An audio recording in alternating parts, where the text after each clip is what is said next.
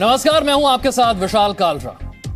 Aryan drugs case में NCB आज फिर एक्ट्रेस अनन्या पांडे से पूछताछ करेगी। आर्यन और उनके व्हाट्सएप चैट में एनसीबी को लेन देन के सबूत मिले, इसके बारे में आज अनन्या से सवाल किए जा सकते हैं। वहीं कल शाहरुख खान के बेटे आर्यन खान की जमानत याचिका पर सुनवाई हुई। साथ ही मुंबई एनसीबी के जोनल डायरेक्टर जो है समीर वानखेड़े, इन्होंने मुंबई के पुलिस कमिश्नर को चिट्ठी लिखी है। कहा है कि उन्हें झूठे केस में फंसाने की साजिश की जा रही है। इसके अलावा एनसीबी ने समीर वानखेड़े पर आरोप लगाते हुए कहा है कि आर्यन खान की रिहाई के लिए एक डील हुई और साथ ही एनसीबी ने एनसीबी के जोनल डायरेक्टर समेत 6 लोगों के खिलाफ केस दर्ज करने की मांग भी की है।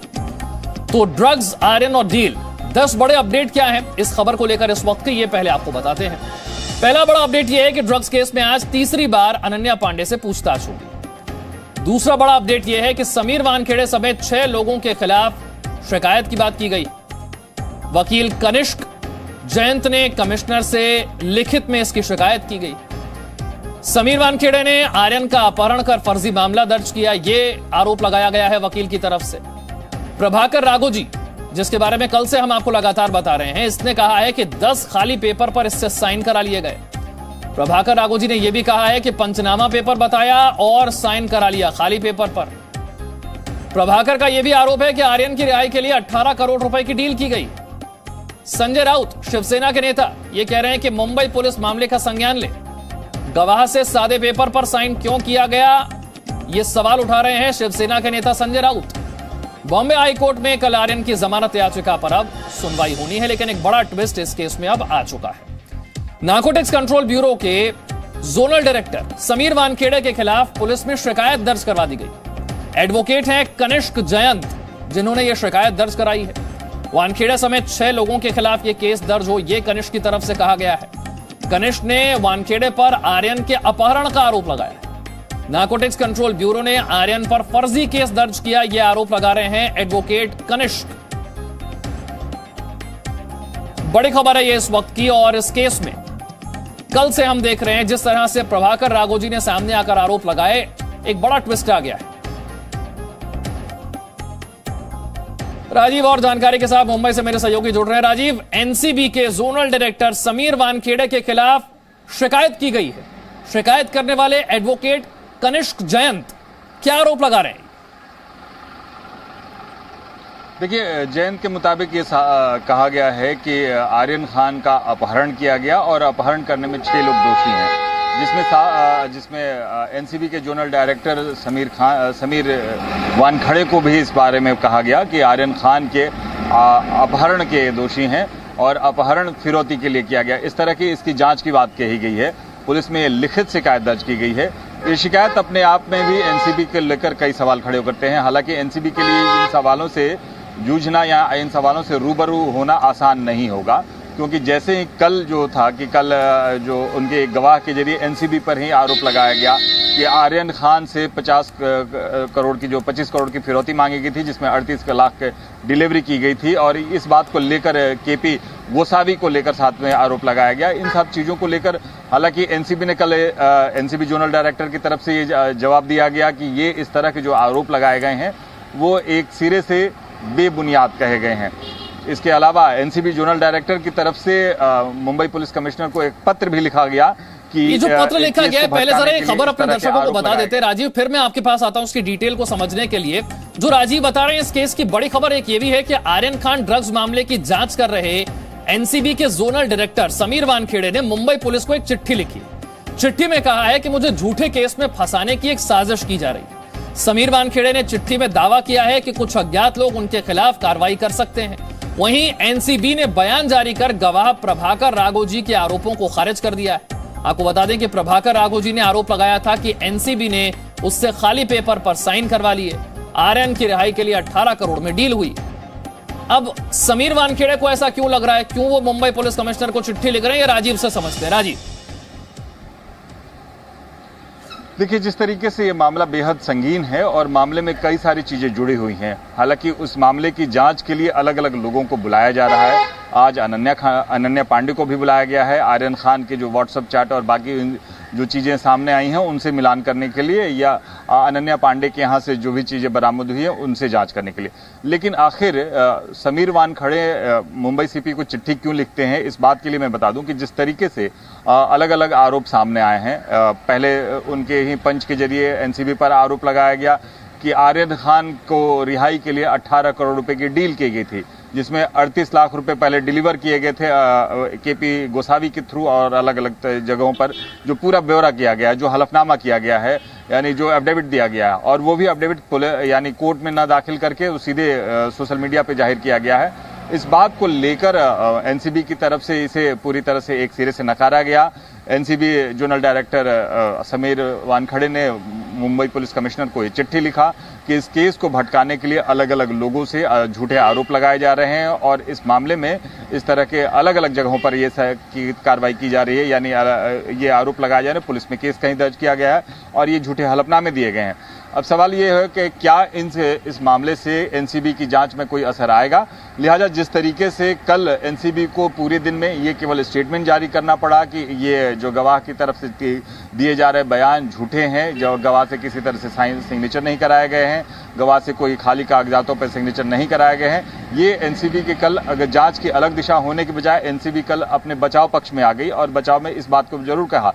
एनसीबी के जोनल डायरेक्टर के साथ साथ एडीजी ने भी इस बात के लिए पूरे प्रेस कॉन्फ्रेंस जाहिर किया और इसकी अलग से जांच, यानी डीजी लेवल पे इसकी जांच की बात कही कि इससे जांच करानी चाहिए और इस मामले में तहकीकात करानी चाहिए कि इससे केस पर असर आएगा। जिन लोगों को अगर हम पूछताछ के लिए बुलाएंगे तो कई सारी बातें और भी सामने आ सकती हैं, इस तरह की बातें जरूर की गई। और लिहाजा इस बात को देखते हुए, इस गंभीरता को देखते हुए जोनल डायरेक्टर की तरफ से ये चिट्ठी लिखा गया, क्योंकि कल जिस तरीके से एक गवाह का बयान आया और इसके बाद से आज जो वकील की तरफ से एक शिकायत दर्ज की गई, इस मामले में देख रहे हैं कि एनसीबी के लिए मुश्किलें धीरे धीरे बढ़ते जा रही है अपना पक्ष रखने के लिए, साथ साथ इस केस को इन्वेस्टिगेट करने के लिए, क्योंकि पिछले दिनों जिन लोगों की गिरफ्तारियां की गई है उनसे अभी तक ढंग से पूछताछ नहीं हो पा रही है। अनन्या पांडे से भी लगातार पूछताछ हो रही है, कई और लोग हैं जो कि इस मामले में पूछताछ होने वाले हैं, लेकिन अभी एनसीबी के लिए सबसे बड़ा ये कहा जाए कि क्राइसिस का या ये स्थिति आई गई है कि इन चीज़ों को ही पहले जवाब दिया जाए। जिस तरीके से राजनीतिक आरोप भी लग रहे हैं, एनसीबी हालांकि समीर वानखड़े ने कुछ दिन पहले भी ये जवाब दिया, जिस तरह से आरोप लगे थे कि वो दुबई गए थे, फिर मालदीव में गए थे, मालदीव में कई सारी चीजें से सामने आई थी। ये आरोपों को पहले बयान, यानी इन आरोपों का पहले खंडन किया जा रहा है, यानी अभी जांच के बजाय आरोपों का खंडन के लिए ज्यादा एनसीबी अपने आप को आगे देख रही है। जांच के बजाय आरोपों के खंडन में ज्यादा अपने आप को फंसा हुआ एनसीबी इस वक्त पा रही है। बहुत बहुत शुक्रिया राजीव इस जानकारी के लिए। तो ड्रग्स के मामले में एनसीबी के आरोपों में घिरे आर्यन खान के केस में अब नया मोड़ आ गया है। ड्रग्स केस में वसूली कनेक्शन का दावा किया जा रहा है और दावा करने वाला कोई और नहीं, वो शख्स है जिसे एनसीबी ने गवाह बनाया, प्रभाकर राघोजी सैल। इस शख्स का आरोप है कि एनसीबी ने उससे खाली पेपर पर साइन करवा लिया। आर्यन की रिहाई के लिए 18 करोड़ में डील की गई।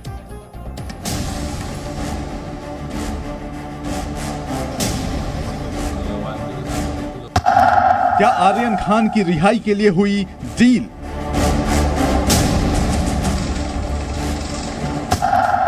क्या आर्यन को रिहा करने की कीमत है 18 करोड़?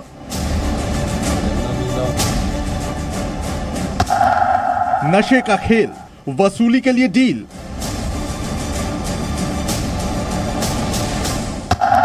ड्रग्स केस का वसूली कनेक्शन क्या? प्रभाकर राघोजी, किरण गोसावी, सैम डिसूजा, पूजा डडलानी, इन 4 किरदारों के इर्द गिर्द ड्रग्स केस में हजारों सवाल उठ खड़े हुए हैं। और ये सवाल खड़े हुए हैं प्रभाकर राघोजी सैल के नए खुलासे से। खुलासा क्या है, विवाद क्यों है और क्यों ड्रग्स केस में अब वसूली कनेक्शन को लेकर विवाद बढ़ा हुआ है, ये जानने से पहले ये जान लीजिए कि आखिर कौन है प्रभाकर राघोजी सैल। आर्यन खान के साथ सेल्फी लेती इन तस्वीरों को लेकर पहले भी मामला गर्मा चुका है। आर्यन खान के साथ इस तस्वीर में दिख रहा शख्स है किरण गोसावी। एनसीपी नेता नवाब मलिक ने गोसावी को बीजेपी का कार्यकर्ता बताकर आरोप लगाए थे और प्रभाकर राघोजी सैल इसी किरण गोसावी का बॉडीगार्ड बताया जा रहा है। एनसीबी ने प्रभाकर गोसावी को इस केस में अपना पंच गवाह बनाया है, लेकिन 13 मिनट के वीडियो और एक हलफनामे के जरिए प्रभाकर राघोजी ने एनसीबी के अधिकारी समीर वानखेड़े को कटघरे में खड़ा कर दिया है। प्रभाकर राघोजी का कहना है कि एनसीबी ने उससे सादे कागज पर दस्तखत लिए और पंचनामा पेपर बताकर उसका साइन करवाया था। मग साधारण 10:30 पावणे 11च्या दरम्यान मी आतमध्ये गेलो तेव्हा मी समीर वानखेडे आणि त्यांनी जे गुन्हेगार पकडलेले त्यांच्या पूर्ण सहकार्यांनी तिथे मी बघितलं, तिथे मला अचानक आर्यन खान दिसले, त्यांना एका कॅबिन मध्ये बसवून ठेवलेलं आणि अजूनही 5-7-8 जण होते त्यावेळेला त्या ठिकाणी। त्यानंतर किरण गोसावी आर्यन खान सह त्या गाडीत बसले आणि एनसीबीचे अधिकारी होते, ते दोघं त्यांना एनसीबीच्या ऑफिसला घेऊन गेले। नंतर मी चालत एनसीबीच्या ऑफिसच्या खाली जाऊन उभा राहिलो। 1:15च्या सुमारास मला कॉल आला किरण गोसावी सरांचा की वर वानखेडे साहेबांनी तुला बोलावलंय, पंचनाम्यावर साक्षीदार म्हणून सही करायचे। मी वर गेलो 3ऱ्या माळ्यावर, तेव्हा माझ्याकडनं एनसीबीचे एक अधिकारी होते, ते मला बोलले तुला इथे सही करायची। तेवढ्यात वानखेडे साहेब आले आणि मला त्यांनी सांगितलं याच्या सह्या घे पटापट। तर मी म्हटलं त्यांना अधिकाऱ्यांना म्हटलं सर हे ब्लँक पेपर आहे। नाही तू सह्या कर। मी मला कमीत कमी 9 ते 10 पेपरवर माझ्या सह्या घेतल्या। प्रभाकर राघोजी के दावे के मुताबिक 2 अक्टूबर यानी वो दिन जब एनसीबी ने हाई प्रोफाइल रेव पार्टी पर रेड की थी, उस दिन वो किरण गोसावी के साथ ही था। प्रभाकर का दावा है कि रात 10:30 बजे गोसावी ने उसे बोर्डिंग एरिया में बुलाया। जब वो वहां पहुंचा तो उसने केबिन में आर्यन खान और मुनमुन धमेचा को देखा। रात 12:30 बजे किरण गोसावी एनसीबी अधिकारियों के साथ आर्यन खान को सफेद इनोवा कार में एनसीबी ऑफिस लाया। रात करीब 1 बजे किरण गोसावी ने प्रभाकर को एनसीबी दफ्तर के भीतर बुलाया और उससे कहा गया कि उसे पंच बनना है। इस दौरान उसके आधार कार्ड की डिटेल भी ली गई और थोड़ी देर बाद ही एनसीबी दफ्तर से महज 500 मीटर की दूरी पर किरण गोसावी सैम डिसूजा नाम के शख्स से मिला। दोनों कार से आगे बढ़े और फिर कार से सैम और गोसावी लोअर परेल पहुंचते हैं और इसी बीच फोन पर 18 करोड़ में डील फाइनल करने की बात कही जाती है। गृह मंत्री अमित शाह के जम्मू कश्मीर दौरे का आज 3रा दिन है। आज वो खीर भवानी मंदिर पहुंचे हैं, वहां पर पूजा अर्चना करते हुए आपको नजर आ रहे हैं। देवी का आशीर्वाद लेते हुए, दर्शन करते हुए, पूजा अर्चना करते हुए। खीर भवानी मंदिर की यह तस्वीर, गांदरबल में यह मंदिर है। जम्मू कश्मीर के दौरे पर हैं गृह मंत्री और इस दौरे का आज 3रा दिन है। इससे पहले आपने देखा किस तरह से शहीद इंस्पेक्टर के घर जाकर परिवार से मुलाकात की। इसके अलावा श्रीनगर से शारजाह विमान सेवा की शुरुआत की। कल जम्मू में एक बड़ी रैली को संबोधित किया। जम्मू कश्मीर में कई विकास परियोजनाओं की सौगात भी वो आज देंगे। जम्मू कश्मीर के लिए पिछले कुछ वक्त में केंद्र सरकार की तरफ से कौन से बड़े कदम उठाए गए हैं, किस तरह से निवेश आ रहा है, ये भी बताया। मनोज सिन्हा जम्मू कश्मीर के उपराज्यपाल उनके साथ मौजूद हैं। केंद्रीय गृह मंत्री अमित शाह खीर भवानी मंदिर में दर्शन करने पहुंचे हैं, पूजा अर्चना कर रहे हैं। कल की रैली में उन्होंने बताया कि केंद्र सरकार के लिए जम्मू कश्मीर की अहमियत क्या है, किस तरह से जम्मू कश्मीर में विकास परियोजनाओं को आगे बढ़ाया जा सके, इसलिए बड़ी मात्रा में निवेश यहां पर किया जा रहा है और यहां के लोगों को रोजगार मिल सके, मेट्रो आ सके, इसके लिए केंद्र सरकार की ओर से लगातार प्रयास किए जा रहे हैं। लेकिन बड़ी चुनौती जो इस वक्त अमित शाह के सामने है वो ये कि जम्मू कश्मीर में जिस तरीके के हालात पिछले 10 से 15 दिनों में बने हैं, उन्हें सुधारा कैसे जाए, उस पर नियंत्रण कैसे पाया जाए। क्योंकि 370 का खात्मा हुए 2 साल हो चुके और इन 2 सालों में जम्मू कश्मीर विकास और शांति के रास्ते पर आगे बढ़ता हुआ नजर आया। लेकिन अचानक पिछले 10 से 15 दिनों में आतंकियों की सुरक्षा बलों से मुठभेड़ में अचानक बढ़ोतरी हो गई। कश्मीर में अचानक से टारगेट किलिंग में बढ़ोतरी देखने को मिली। कश्मीर में अचानक से माइनॉरिटीज पर हमले बढ़ गए। उनके घर जाकर उनका नाम पूछकर, आई कार्ड देखकर उन्हें गोली मारी गई और यह संख्या बढ़ती चली गई। और इसीलिए गृह मंत्री अमित शाह के जम्मू कश्मीर के इस दौरे से वहां के लोगों को उम्मीद है कि हालात बेहतर होंगे। आतंकवाद के खात्मे के लिए क्या प्रयास किए जा रहे हैं, ये सब जम्मू की इस रैली में गृह मंत्री ने बताया और अब पहुंचे हैं खीर भवानी देवी के दर्शन के लिए, आशीर्वाद लेने के लिए। पूजा अर्चना करते नजर आए। मनोज सिन्हा उनके साथ मौजूद। अमित शाह का यह दौरा कई मायनों में बहुत ज्यादा खास है, क्योंकि 370 के खात्मे के बाद यह पहला दौरा है। ऐसे में पिछले 2 साल में किस तरह के प्रयास जम्मू कश्मीर के लिए सरकार की ओर से किए गए, वो तो उन्हें बताना ही था, लेकिन पिछले 10 से 15 दिनों में जिस तरह से जम्मू कश्मीर में माहौल खराब करने की कोशिश की गई है आतंकियों की तरफ से, उसके लिए सुरक्षा बलों की बदली हुई रणनीति क्या होगी, इस पर चर्चा बहुत जरूरी थी। और पहुंचने के पहले ही दिन सुरक्षा की समीक्षा करने के लिए एक बड़ी बैठक अमित शाह की तरफ से की गई थी, जिसमें कई सुरक्षा एजेंसियों के बड़े अफसर शामिल हुए और सुरक्षा स्थिति क्या है उसकी समीक्षा वहां पर की गई। संभवतः रणनीति भी बनाई गई कि किस तरह से इस बदली हुई परिस्थिति में और बढ़ती हुई चुनौती का सामना करना है, क्योंकि कश्मीर में टारगेट किलिंग बढ़ी है। जम्मू कश्मीर में सेना और आतंकियों के बीच मुठभेड़ बढ़ी है। ऐसे में कश्मीर में जो हालात खराब करने की कोशिश की जा रही है, उस हालात को नियंत्रण में कैसे लाना है। खीर भवानी मंदिर में दर्शन करने पहुंचे अमित शाह सरपंचों से आज मुलाकात भी कर सकते हैं। विजिटर बुक में साइन करते हुए अपने अनुभव लिखते हुए। 2 साल हो गए हैं 370 के खात्मे के, और इन 2 सालों में जम्मू कश्मीर में बहुत कुछ बदला है। आतंकवाद के खात्मे के लिए बड़े प्रयास किए गए हैं। विकास के लिए बड़े पैमाने पर केंद्र सरकार की ओर से कोशिश की गई है। यहां पर निवेश लाया गया है ताकि यहां के लोगों को रोजगार के लिए कोई समस्या ना हो। जो इंफ्रास्ट्रक्चर के प्रोजेक्ट्स हैं उसमें काफी पैसा खर्च किया गया है, और आने वाले समय में विकास को गति देने के लिए क्या कुछ किया जा रहा है, इसका पूरा रोड मैप, इसका पूरा खाका भी पेश किया कल की रैली में। और इस वक्त विजिटर बुक में साइन करते हुए अपने अनुभव लिखते हुए गांदरबल में मौजूद हैं इस वक्त खीर भवानी माता के दर्शन करते हुए। खालिद और जानकारी के साथ मेरे साथ खालिद, तस्वीरें हम देख रहे हैं। तीसरा दिन मनोज सिन्हा मौजूद अमित शाह के साथ खीर भवानी मंदिर में।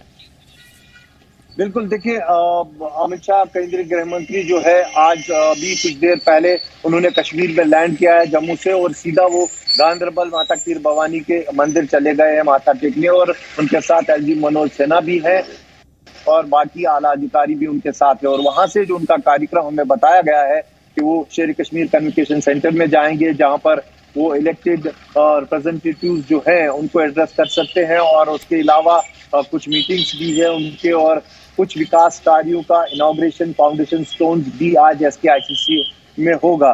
ये अभी तक कार्यक्रम है जो उनका सार्वजनिक किया गया है, लेकिन हमने देखा है कि पिछले 3 दिनों में कई ऐसे कार्यक्रम जो इटिनरी में नहीं थे, जो सार्वजनिक नहीं हुए थे, उसमें अमित शाह ने जो है भाग लिया है। कुछ कार्यक्रम जहां उनकी मूवमेंट होती है सिक्योरिटी कारणों के कारण जो है सार्वजनिक नहीं किए जाते हैं, लेकिन फिर भी आज कश्मीर घाटी में वो आज अपने 3 दिन के दौरे के दौरान दूसरी बार है। और इस वक्त भी अगर आप TRC पे देखें तो यहाँ पर सुरक्षा के कड़े प्रबंध किए गए हैं। CRPF जम्मू कश्मीर पुलिस जो है नाके पर लगा दी गई है, और ऐसे ही नाके जगह जगह पर पूरी कश्मीर घाटी में देखने को मिले हैं। और काफी हाई अलर्ट पूरी कश्मीर घाटी को रखा गया है। जिस तरह से यहाँ मिलिटेंसी रिलेटेड इंसिडेंट्स हुए थे उसके बाद ये सब कदम उठाए गए थे, लेकिन पहले ही दिन जब वो आए उन्होंने जो सिक्योरिटी रिव्यू मीटिंग यहाँ पे ली वो बहुत महत्वपूर्ण रही इस दौरे के दौरान, जिसमें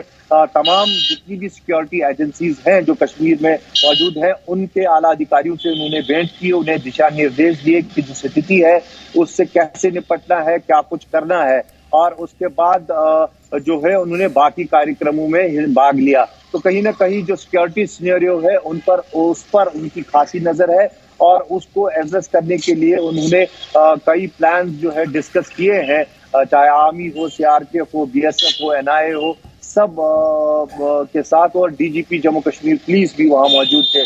तो अब देखना होगा कि जो 3 दिनों का उनका दौरा रहा, जिसमें उन्होंने विकास की बात की है, डेवलपमेंट की बात की है, और युवाओं से जुड़ने की बात की है, इसका इम्पैक्ट जो है जम्मू कश्मीर में आने वाले दिनों में क्या देखने को मिलेगा, ये देखने वाली बात होगी। लेकिन निसंदेही एक कॉन्फिडेंस को बिल्ड करने के लिए खासकर सिक्योरिटी एजेंसीज में वो जम्मू कश्मीर के दौरे पर पहुंचे। और कल भी हमने जम्मू में देखा, जनसभा को संबोधित करने के बाद वो सीधा बॉर्डर एरियाज में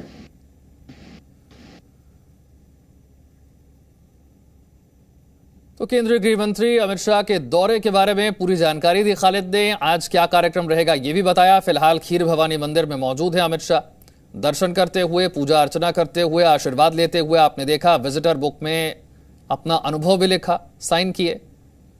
कश्मीर दौरे का आज तीसरा दिन है। खीर भवानी के मंदिर पहुंचे हैं दर्शन करने के लिए।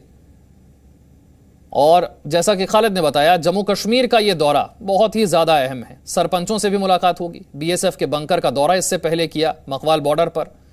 कई विकास योजनाओं का उद्घाटन भी होना है, लोकार्पण होना है। और कल की रैली जो थी जम्मू में, खासतौर से उसमें यह बताया गया कि पिछले 2 साल में क्या हुआ है। उन लोगों को जवाब दिया गया जो सवाल पूछ रहे हैं कि 370 के खात्मे से हुआ क्या फर्क पड़ा, परिवर्तन क्या आया, यह बताया अमित शाह ने। और आगे विकास को गति देने के लिए क्या किया जा रहा है, इसका पूरा रोड मैप भी पेश किया।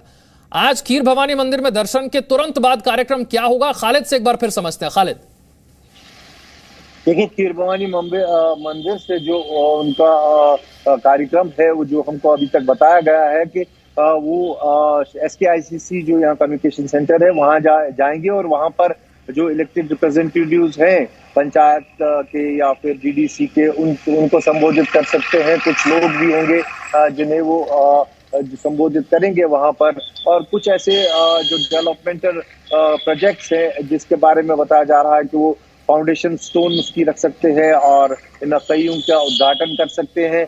और ये सब कार्यक्रम जो है SKICC में होगा। और राजभवन में भी उनका एक कार्यक्रम है जहां पर भी वो कुछ जो रिप्रेजेंटेटिव्स हैं उनसे भेंट करेंगे। इसके अलावा कुछ और कार्यक्रम हो सकते हैं, लेकिन सुरक्षा कारणों के कारण हमें उसकी इत्तला नहीं दी जाती। कश्मीर में सिक्योरिटी को देखते हुए काफी अलर्ट रहना पड़ता है, इसलिए बिल्कुल। खालिद, मैं आपके पास लौटूंगा। खीर भवानी मंदिर की तस्वीरें हम देख रहे हैं जहां पर अमित शाह पहुंचे हैं। मनोज सिन्हा उनके साथ मौजूद हैं। तीसरा ये दिन है जम्मू कश्मीर दौरे का। पहले 2 दिन में क्या कुछ हुआ, आज का दिन क्यों अहम है, आगे क्या कार्यक्रम रहेगा, इसी से जुड़ी हुई ये रिपोर्ट।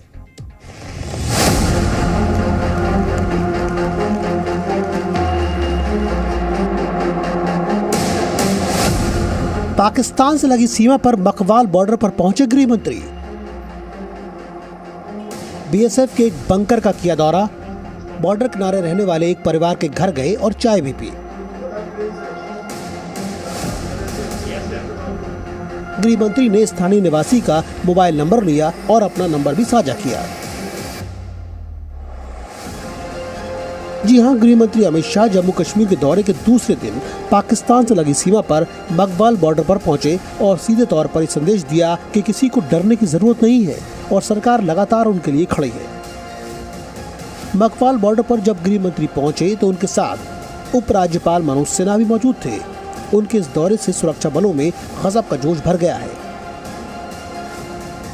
बहुत ही गर्व का विषय है कि आज हमारे बीच में माननीय गृह मंत्री श्री अमित शाह जी इस BSF पोस्ट के ऊपर आए और जवानों के साथ में उन्होंने इंटरेक्ट किया है और हमारी जो ब्रीफिंग थी वो उनको सुना है और उसके साथ में जितनी भी बॉर्डर से रिलेटेड जो इश्यूज थे वो उनको हमने अच्छे तरीके से बताए हैं और उन्होंने बड़े सेटिस्फेक्शन के साथ में इसको सुना है और प्रसन्नता अपनी बॉर्डर डोमिनेशन को लेके दिखाई है। इससे पहले गृह मंत्री की बैठक में कश्मीर के लोगों की सुरक्षा को पुख्ता करने की रणनीति तैयार हुई। सूत्रों के मुताबिक घाटी में सुरक्षा बलों की 50 कंपनियां बढ़ा दी गई हैं। इतना ही नहीं, ड्रोन से भी निगरानी रखी जा रही है। अमित शाह ने पिछली सरकारों पर जम्मू कश्मीर के साथ भेदभाव करने का आरोप लगाया। मैं जम्मू में आया हूँ, सबसे पहले ये कहने आया हूँ कि जम्मू वालों के साथ अन्याय का समय समाप्त हो चुका है।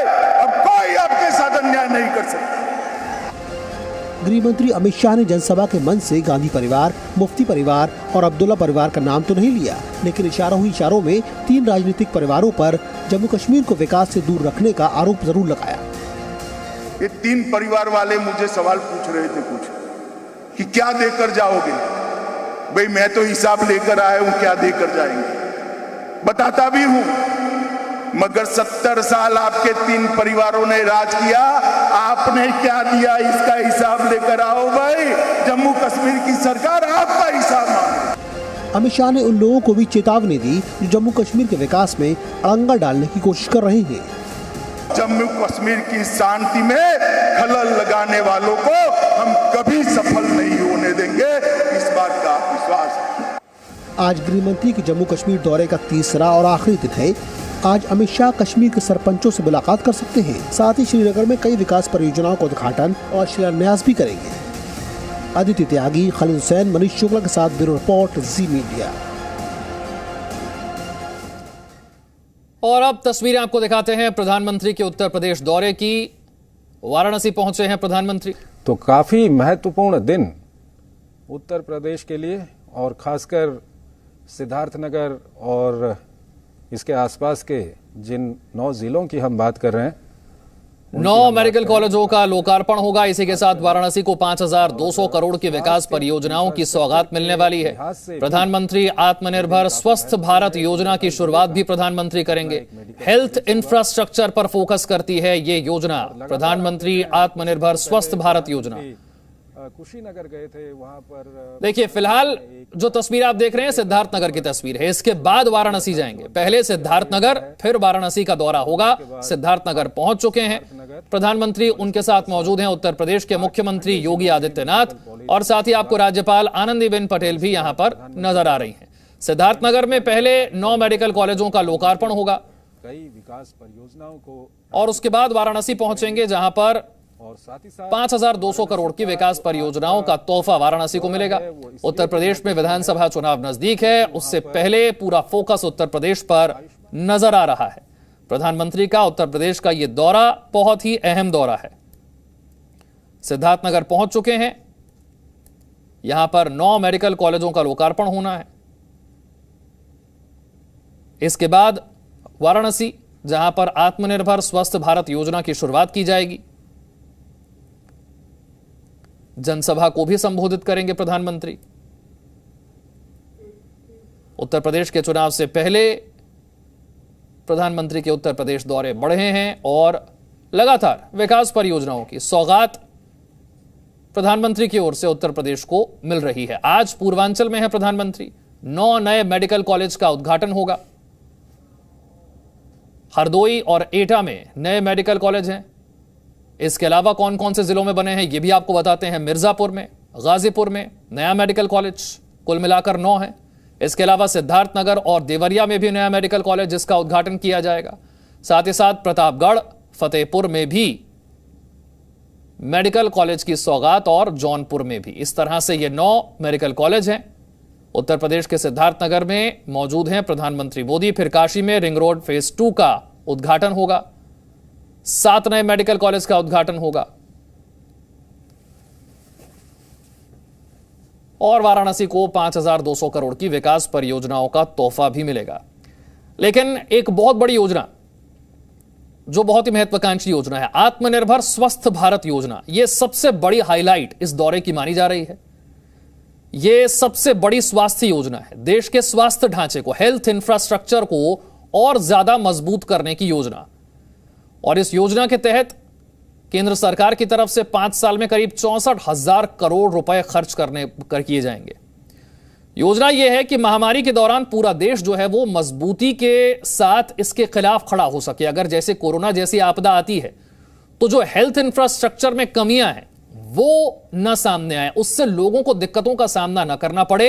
तो हेल्थ इंफ्रास्ट्रक्चर को, स्वास्थ्य ढांचे को मजबूत कैसे किया जा सकता है, अगले 5 साल में 64,000 करोड़ रुपए उस पर खर्च किए जाएंगे, जिसकी जो योजना है उसकी शुरुआत आज होने जा रही है। आत्मनिर्भर स्वस्थ भारत योजना, यही इस दौरे की सबसे बड़ी हाईलाइट होने वाली है। प्रयास यह रहेगा कि ग्रामीण और शहरी क्षेत्र में जो सार्वजनिक स्वास्थ्य ढांचा है, इसमें जो कमियां नजर आई खासतौर से कोरोना के समय में, उन्हें दूर किया जा सके।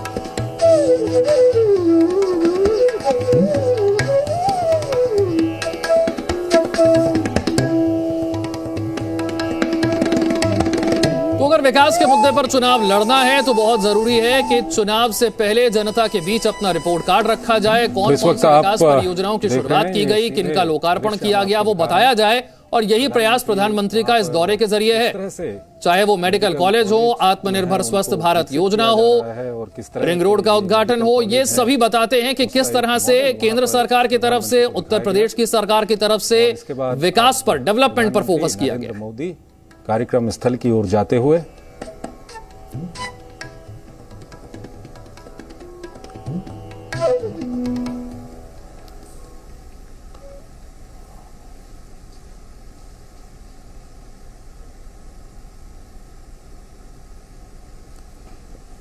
तो कार्यक्रम स्थल पर अब प्रधानमंत्री पहुंच चुके हैं, यहीं पर जनसभा को संबोधित करेंगे। जैसा कि हमने आपको पहले बताया, पूर्वांचल का ये दौरा बहुत ज्यादा अहम, 9 नए मेडिकल कॉलेज का उद्घाटन और मंच पर पहुंच गए हैं प्रधानमंत्री। जोरदार तालियों से भगवान बुद्ध की इस पावन धरती में माननीय प्रधानमंत्री जी का स्वागत। मोदी मोदी मोदी मोदी मोदी मोदी खड़े होकर के जो परंपरा रही है, जोरदार तालियों से आज 9 मेडिकल कॉलेज का उपहार मिल रहा है।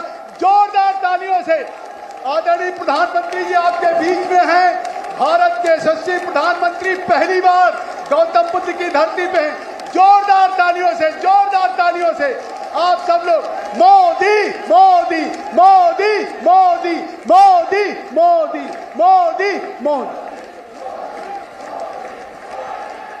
मेरे साथ एक बार बोलिए, भारत माता की जय श्री राम। भगवान बुद्ध की इस पावन धरती पर, इस ऐतिहासिक धरा पर, इस ऐतिहासिक आयोजन में माननीय प्रधानमंत्री महोदय का हम हृदय से स्वागत करते हैं। सिद्धार्थ नगर की ये धरती आह्लादित भी है और गौरवान्वित भी, क्योंकि आज पहली बार भारत के किसी प्रधानमंत्री का सिद्धार्थ नगर में आगमन हुआ है। मैं चाहती हूं जोरदार तालियों के प्रणाम आप माननीय प्रधानमंत्री तक पहुंचाएं। और अब मैं सभी लोग शांत हो जाएं, जिससे मंच से जो कहा जा रहा है उसे आप ग्रहण भी करें और उसका श्रवण भी करें। मैं माननीय मुख्यमंत्री माननीय श्री योगी आदित्यनाथ जी से अनुरोध करूंगी कि भगवान बुद्ध की प्रतिमा भेंट करके माननीय प्रधानमंत्री महोदय का स्वागत करें और आप सब तालियों के माध्यम से जुटेंगे।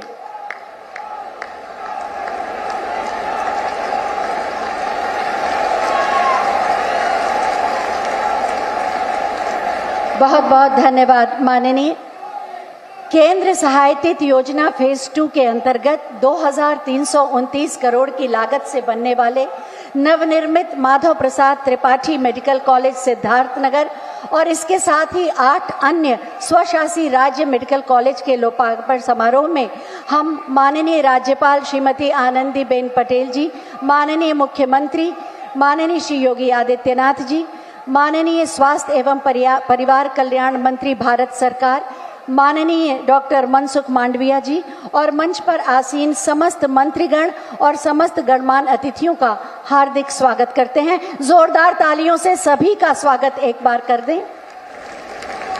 मंच पर आसीन हैं माननीय स्वास्थ्य एवं परिवार कल्याण मंत्री भारत सरकार माननीय डॉक्टर मनसुख मांडविया जी। हम उनसे अनुरोध करेंगे कि वो अतिथियों का स्वागत करें।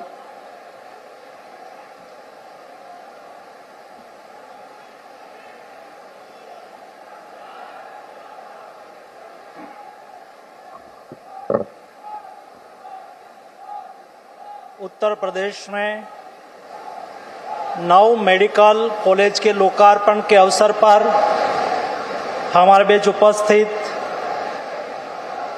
हमारे यशस्वी प्रधानमंत्री श्री नरेंद्र मोदी जी, उत्तर प्रदेश के माननीय राज्यपाल श्रीमती आनंदीबेन पटेल जी, प्रदेश के ऊर्जावान मुख्यमंत्री योगी आदित्यनाथ जी, प्रदेश सरकार के मंत्री श्री स्वामी प्रसाद मौर्य जी, जय प्रताप सिंह जी, सचिन चंद्र द्विवेदी जी।